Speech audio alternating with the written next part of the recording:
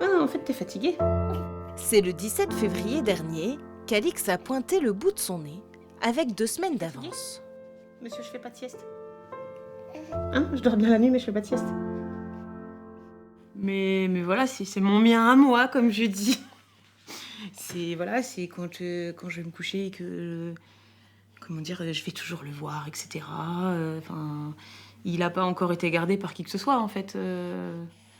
J'ai ma mère qui passe régulièrement, j'ai des amis, mais il a jamais été sans moi pour l'instant. Finalement, la mère de la jeune femme a assisté à l'accouchement, qui s'est bien déroulé. Depuis 2 mois, la vie de Chloé avec Alix s'organise plutôt bien. À aucun moment, elle n'estime avoir ressenti le manque d'un coparent. Là, je gère mes besoins et les siens, et c'est tout. Et ça me va très bien comme ça. Et quand on a envie de voir du monde, on va voir du monde. Mais on peut vraiment vivre notre vie sans avoir de compte à rendre. Sans se disputer aussi. J'ai eu des exemples de baby clash dans certains couples et ça donne pas envie. Mais alors pas du tout. Ça s'endort, mais ça... La jeune maman s'est vite habituée à tout faire avec son bébé. Des fois, il est tranquille dans le parc, donc là, ça va. Mais des fois, il faut qu'il me voie. Donc je prends le transat, je le mets dans le couloir et comme ça, il me voit dans la douche. Il paraît que c'est un truc auquel il faut que je m'habitue et qu'à bientôt, même aux toilettes, je ne pourrai plus y aller. Le relais la nuit, ça pourrait être pas mal. Parce que j'avoue, là, ça me manque de faire une nuit complète. Mais je suis pas encore prête à le laisser. Bonjour ma fille, bonjour. Comme prévu, Chloé est très entourée. Aujourd'hui, c'est Marc, son père, qui lui rend visite. Alors jeune homme, attends, que je te calme parce que sinon je vais me faire insulter par ta mère. Le choix de parentalité de sa fille ne lui a jamais posé question. Alors, moi je suis un enfant du baby-boom, hein. Je suis né en 1960, donc je connais quand même beaucoup de gens de mon âge qui ont été des bébés originaux, hein, donc des enfants qui n'ont pas été choisis. Et des exemples de parentalité pas forcément de bonne aloi, j'en connais beaucoup. Donc moi je fais pas partie des gens qui pensent que avoir 2 parents ça soit forcément comment dire une source de succès quoi, hein.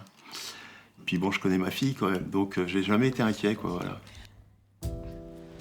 Les professionnels préconisent de ne pas cacher leur histoire aux enfants issus des dons de sperme. Pour cette psychologue, il n'y a aucune raison qu'ils souffrent de la situation.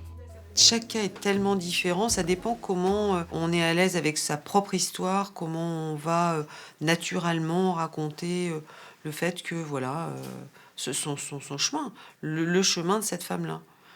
Et accompagné de livres, accompagné aussi de l'environnement familial ou amical.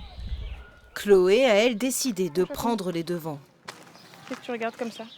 Que ce soit pas en arrivant, je sais pas, à l'école maternelle ou à la crèche, quand il commence à parler, qu'il se rende compte que tous les autres seraient un papa et lui pas, et mais pourquoi?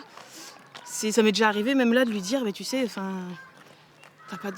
maman, elle avait envie très fort d'aimer un enfant et de t'avoir, et elle est allée à l'hôpital, et puis un généreux monsieur qui avait donné une graine, et voilà, Alix est née grâce à un don de sperme récolté avant la révision de la loi bioéthique en 2021. Il n'aura donc pas accès d'office aux informations de son géniteur. Il pourra en faire la demande à ses 18 ans, mais le donneur devra donner son accord. S'il a besoin de ça pour se construire et mieux se comprendre, ça enlèvera rien de ce que moi j'ai été dans sa vie et de ce que je serai toujours en fait. Et moi tout ce que je veux, c'est qu'il se crée pas un fantasme sur un père potentiel, machin truc, parce que c'est pas ça. Les donneurs, surtout en France, ils donnent leur sperme, ils savent très bien à quoi ça menait, et c'est pas pour devenir père. Hop. Chloé envisage déjà la suite, avec peut-être un petit frère ou une petite sœur pour Alix, dans les années à venir. Apparemment, oui. Faut pas chercher à comprendre les bébés, je crois. C'est trop compliqué un bébé à comprendre. Bah oui, mon chat.